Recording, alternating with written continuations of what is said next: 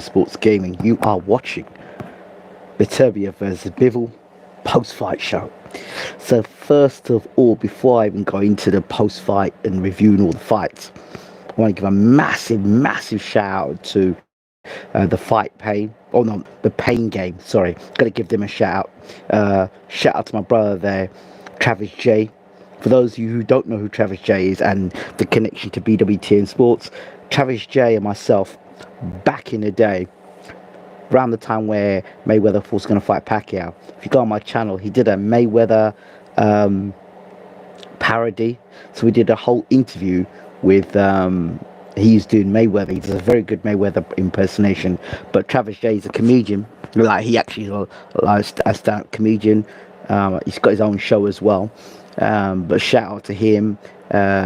He was with the Geordie and a couple of other guys. One of the other guys, the boxers I recognise. There's a couple of boxers I recognise on the show as well. Really good, great commentary. I actually watched them instead of watching Talk Sport. They did almost blow by blow commentary. It was fantastic. Kept me on the edge of my feet. Really got me excited. And so what I would do is watch their commentary and then go back and watch the fights afterwards, because they get uploaded so quickly.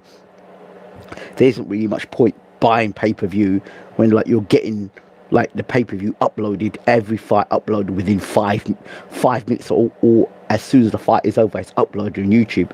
So I need to go back and watch the fights. I haven't gone and seen the Bivol fight, of course, because Bivol Beterbiev fight, because obviously I'm here doing this now. But as far as I'm concerned, where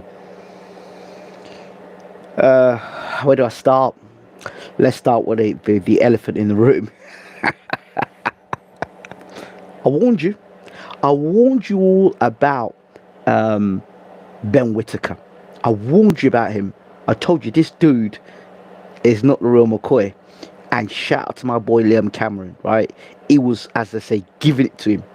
As the fight was going on, Cameron was getting closer and closer to Whittaker. And in that round that Whittaker decided to dive over the top rope, yeah, he was getting beaten up. He was actually getting beat. You know what that fight almost reminded me of? That fight almost reminded me of when David Haye fought Carl Thompson. He had that same sort of feeling to it, where Haye was throwing his best shots, and there was almost desperation in Whittaker. He threw a 4-5 punch combination, and Cameron soaked it all up and just kept coming. And I said before, I don't think he beats Yard. I don't think he beats Boatsi.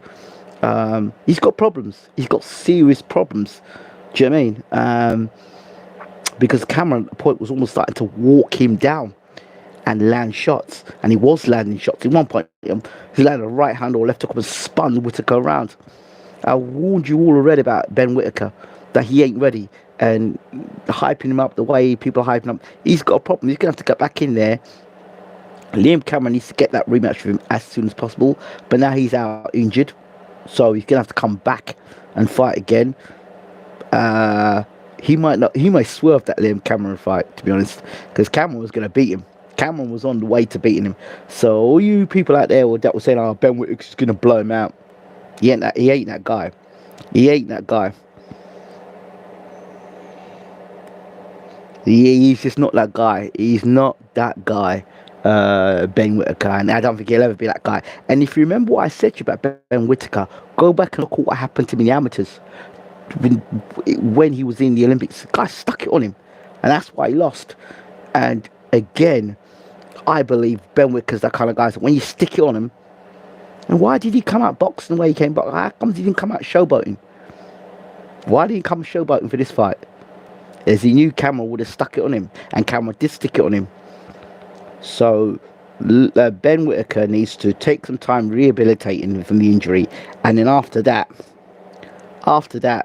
he's finding himself a proper trainer, and because he's going to get beat up very soon, because Cameron was exposing him there, and if it weren't for that diving over the top ropes, he would have knocked Ben Whittaker out, and that would have been devastating. But anyway, on to our next fight. I didn't see much of the Raven Chapman fight with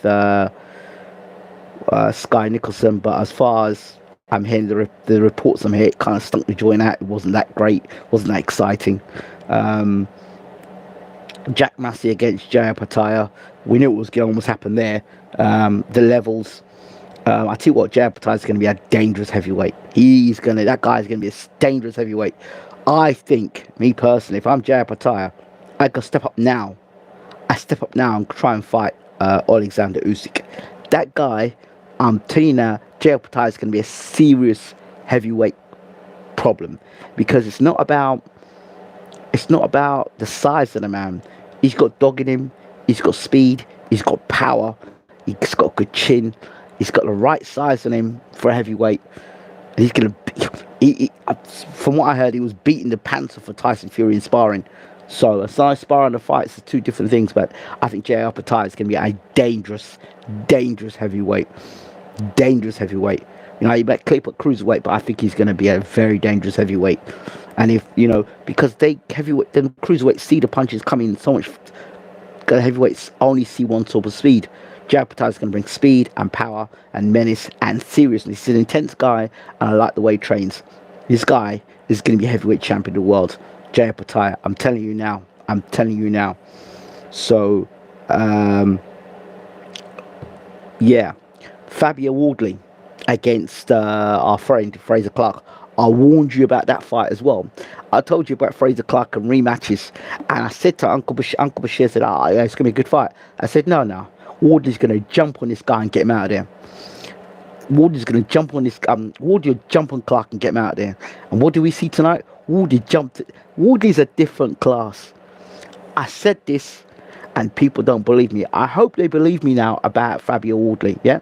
I hope they believe it, because this guy, I told you, he punches phenomenally hard, right? And he stood his ground, and you know, this is where people say, oh, he's got great amateur pedigree. Listen, let me tell you stories here, right? Henry Tillman beat Mike Tyson twice in the amateurs, yeah? But in the pro game, Mike Tyson knocked Henry Tillman out in a round. So you can be a great amateur. That does not convert you to be a great pro. One of the other things is, you may be a great amateur, right? But if you don't have a top trainer training you to become a pro, you've got still them amateur habits in you. So you have experience based on the amateur. Lennox Lewis, when he turned pro, he had John Davenport with him, yeah? And he still had a sort of amateurish style, yeah? So when he came against Oliver McCall, he came up short. Lennox said that when he had Pepe Correa in his corner, he was really using a lot of the experience from his amateur career and the experience to get through pro fights. And George Foreman warned him. He said, you need to get yourself a proper trainer or you're going to get knocked out. And he said that after the Phil Jackson fight. The next fight, Lewis was laying out flat against Oliver McCall and getting stopped. In comes Emmanuel Stewart. So Lennox Lewis's career really pushed on because he had a world-class trainer in his corner. Lennox Lewis may have been a great fighter, but he's a terrible trainer. And if you look at the guys that Lennox Lewis has been involved with, right, they've all got flattened. Manwar Shah had Lennox Lewis as trainer, got flattened. Or David Price had Lennox Lewis next to him, got flattened. Now you've had this guy now, Fraser Clark, flattened. Lennox is a great heavyweight fighter, but I wouldn't go to him as a trainer. Hell no. He might give me a few tips here and there, but he's not a trainer. Sorry. I had it a draw personally. 8-4. Beterbiev is horrid. I said to you all before that, you know, Beterbiev is a great puncher, but Bivol's footwork and his hand speed will give Beterbiev a lot of problems. We saw that, but Beterbiev is a monster puncher. And shout out to Bivol for standing his ground, which I expect him to do, and land shots. Beterbiev does punch extremely hard. I had Bivol 8-4. Okay, quality fight. Well done to both. Yeah. Now that's a fight that deserves a rematch. That fight there is what a rematch is for. That fight right there, Beterbiev Bivol, that deserves a rematch. Not Anthony Joshua against Daniel Dubois, but I do understand Dubois versus Joshua 2 is one of the 5v5 matches that's been confirmed by Turki Al-Sheikh. So Joshua's going to get himself knocked out again. Moving on, Whittaker wanted a way out and he found one. Yep, absolutely there, man. Absolutely. Did comments to people in the room. It was a great fight. I want to see the rematch, of course. Obatai, future heavyweight champion. Yep, definitely. Bivol, Beterbiev scorecard. Does Turkey want Eddie Hearn out of boxing? This was a good card, and the main event lived up to what we thought it would be? Yeah, absolutely. Shout out to Sunriser fans here. He said to me, if Beterbiev wins, I have to now have Kyle Havertz in my football team. So if you don't know, I've got FC24. I will be buying FC25 this weekend, and it seems I'll have to have Havertz in my side. He says it's all right, but yeah. So my thoughts are this: don't believe the hype. For the most majority, don't believe the hype until you see him in a real fight. Don't believe the hype. I said Bivol. I believe Bivol's the best light heavyweight in the world. But he got beat by Artur Beterbiev. I didn't see the fight myself. I was just gripped by watching the Pain Game. If you've never watched the Pain Game before, go and check him out. Absolutely amazing. Great energy. Full different perspectives. You know, and great. These guys are better than any TalkSport panel, any Sky Sports panel, any Showtime panel. These guys are great. Do you know why? Because they bring energy and a realness about themselves, and they just speak their minds, and I love it. I love it. It's refreshing. It's great to have. You know, they could do with a lot less swearing, but other than that, I think they're great. And they're great at what they do. Yes, Beterbiev versus Bivol needs to be a rematch. Absolutely, immediate rematch has to happen. Fabio Wardley onward and upwards. Ben versus Eubank. Eubank needs to seriously look at the weight, because I don't know how strong he is at middleweight, and if he is going to fight at middleweight, Eubank, get yourself a dietitian. They were talking about Don Charles tonight, and Don Charles is on the warpath with everybody. And I would just say to Don Charles that, I mean, he was on the warpath with me at one point, because I interviewed him and he didn't hold a grudge from that since then, and he still holds that grudge up to today. Don, my advice to you, if take it or let it alone. You gave me great advice. My advice to you, let it go, mate. Let it go. Otherwise, you're going to get a stroke or a heart attack. I'm telling you, this stuff is not healthy for you. Let the toxicity go. Let it go. Let it go. Let it go. I'm not sure how much longer you're going to be Daniel Dubois' trainer. You know, I don't know what's going on behind the scenes. I don't know if you are trying to, you know, let everybody know that you're on a man now and everybody needs to see you. But I am concerned myself, regardless if you're going to be Daniel Dubois' trainer or not, I'm concerned that this sort of level of toxicity, and I know you feel that, you know, people deserve. I think Don Charles deserves all the credit in the world for what he's done. However, I don't know if he's going about the right way about it, and he's not. Kind of like, you need to build bridges, not burn them. And in his position, he needs to keep the media on side, even though the media can be absolutely annoying. And but you've known the game for years. They're annoying. And you should know there are no friends in boxing, and there are genuine people in boxing. And what I'm understanding in boxing today is a lot of these people in boxing, they all the people they listen to, and all the people that they were friends with and defending, right? They're the guys that are sticking the knives in the front and the back, and the people that were being genuine towards them now, they're getting fired because they didn't treat the people that were genuine good to them right. So now they're getting all these backstabbers and nasty people. So it's what they call karma with a capital K. There are no real genuine friends in boxing. Everybody is after themselves. The few people I have got in boxing are good people I can trust and know for the most part. But karma, my friend, karma. Let's see what people are saying here. Won some coin today. I predicted Beterbiev by points. Big up Ingram. I think Bivol has a good chance to win the rematch, though. Beterbiev only goes down from here. He will be 40 by that time the rematch comes. I had Beterbiev 7-5. Okay. Yes, it was a great fight. There was no way I thought Beterbiev was going to knock out Bivol. I'm surprised he won on points, to be fair. But when you put your arms up, and allow Beterbiev to unload you like that, then it does look pretty bad on you. And yeah. But congratulations to Artur Beterbiev. As I said, Bivol. I thought Bivol's the best light heavyweight in the world. He got beat by one of the greatest light heavyweights of all time. So can't be too bad, can it? So commiserations for Bivol. Shout out to Artur Beterbiev, the new undisputed light heavyweight champion of the world. Had Bivol winning first 3 rounds, then Beterbiev won the next 3 roughly. Then Bivol started to come back, and then Beterbiev won the last 3 to 4 rounds. Yeah, I sort of agree with you on that as well. It was a great fight. In any case, it was a great fight. Thank you to Turki Al-Sheikh, because without him, we'd still be having Frank and Eddie squabbling over rubbish. So there's nothing to do with Eddie and Frank. It's to do with Turki Al-Sheikh.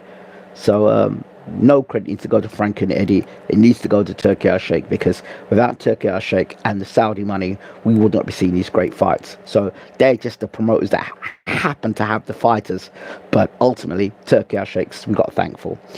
No robbery. A lot of Bivol shots were landing on the gloves, in my opinion, kind of shoe shining, but he did buzz Beterbiev a few times. Don't worry, you don't need to put Havertz in your team, says ST. Bro, listen, I'm a man of my word. I said that I would put Havertz in my team if I lost. I lost. I'm a man of my word. I won't put Havertz in my youth team, but I'll probably put him on my FC25 team. I don't know where Marky B's got to, but I will try and get FC25 this week. Not try, probably going to get it, because I move out of my place at the end of this week, thank goodness. Moving back into London and moving out of Surrey, so I continue my new job. Shout out to everyone who's tuned in. I appreciate you. Please smash the subscribe button, smash the like button, share the video, put it on your WhatsApp, put it on your Facebook page, and join me on BWTM Gaming. Subscribe to the channel as well. It says here 116, 112 was a disgrace, by the way, but I feel the right person won. No argument there. Beterbiev won the fight hands down. I was scared they'd give to Bivol, because the zone were only showing Bivol shots between the rounds. Not in Nigeria. No. I've been back from Nigeria since February, bro. Come on, I've been back from Nigeria since February. But I will be going back soon. But yeah, shout out to everybody watching the show. We appreciate the love. And when I move to my new place, then we'll get things rocking, where I'll be able to do back the old school commentary and stuff like that. So I'll have a lot more energy and a lot more time, because I won't be spending an hour and a half travelling on a train to work every day, going across London, leaving Surrey and getting into work for 7:30 in the morning and stuff like that. So well, Ingram, I told you about those Beterbiev boosters. You better be able to do this as well. Well. Yeah. Any thoughts on Conor Benn and his rage? Allegedly, yes, his rage. I'm sorry to say, Conor Benn has done nothing in British boxing. Absolutely nothing.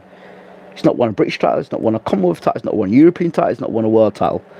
But he has a mouth of an undisputed champion. This guy is on a drug ban, yeah? And as far as I'm concerned, the way he was shouting and screaming and had so much rage in him, it seemed like he still had the drugs in his system. I don't know, man. I don't know. Conor Benn and Chris Eubank could work for WWE. Ben's a joker. The last time I saw an old fighter, it never slowed down in a 12-round fight. His name is Manny Pacquiao. Eubank absolutely destroys him. Well, I want to see Ben move up to middleweight. You know, Ben moving up to middleweight is like, do you remember a fight night where you could move up 2 weight divisions and you'd look really fat? Well, Ben won't carry the speed. He won't carry any power. We know he's already looked crap at light middleweight. So for me, in my personal opinion, they're cashing out Ben. How Ben, who has massively failed a drug test, can have the nerve to chat that much nonsense? It's very simple. He's with Matchroom. So Matchroom are the arrogant stable. They're the arrogant stable. You know, you talk arrogant when you ain't done nothing. That is the Matchroom stable. And all their fighters end up talking a whole lot of garbage and a whole lot of arrogance, and all keep getting their ass whooped.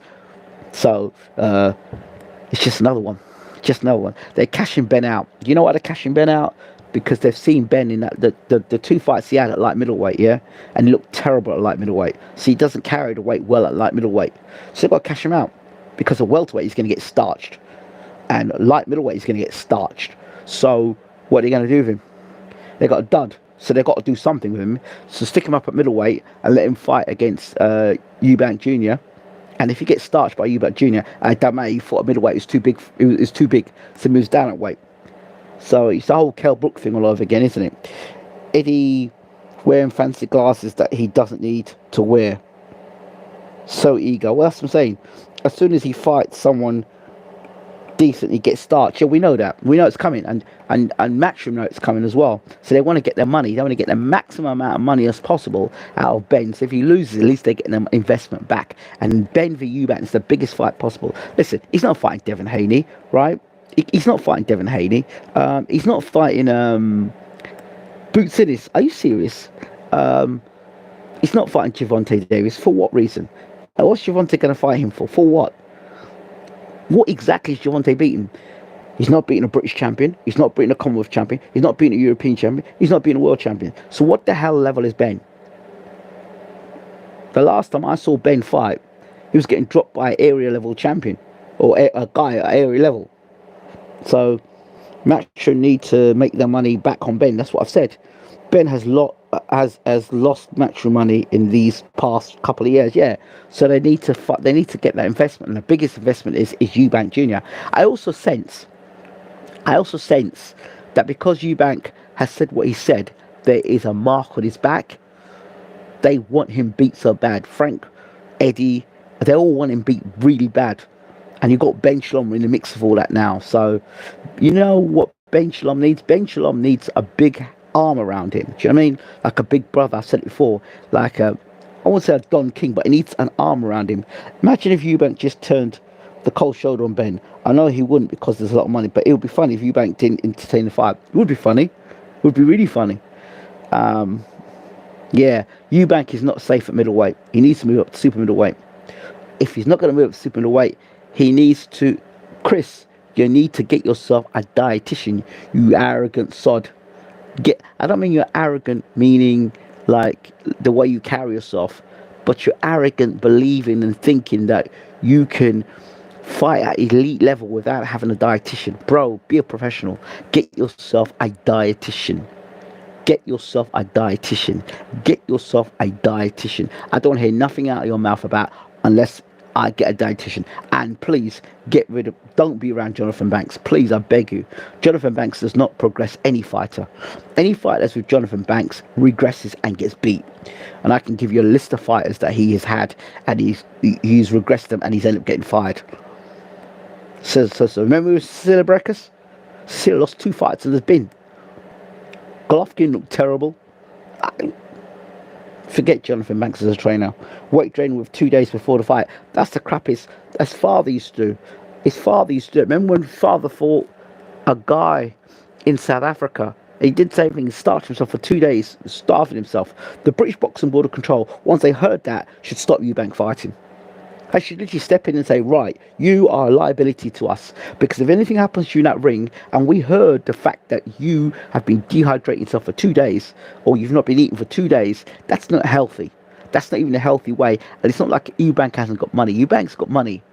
Eubank's got a lot of money, so he can hire a dietitian. So as far as I'm concerned, that is as bad as bringing the fight into the boxing into disrepute. I'm sorry, because that's not great ambassador. That's not great at all. And you've got a British Boxing Board of Control license. It's not good.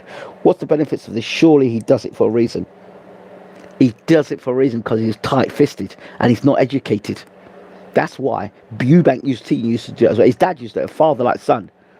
It's crap. It's bullshit. You don't need to do that. You don't need to do that. You don't need to do that stuff.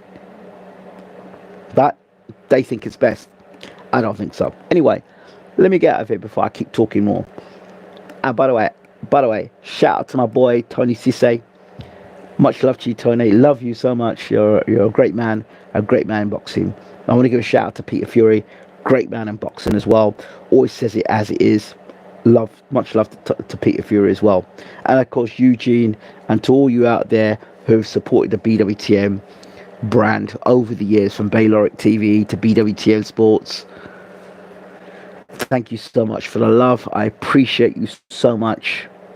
Now, please continue to support by sharing, liking, subscribing, and smashing the like button.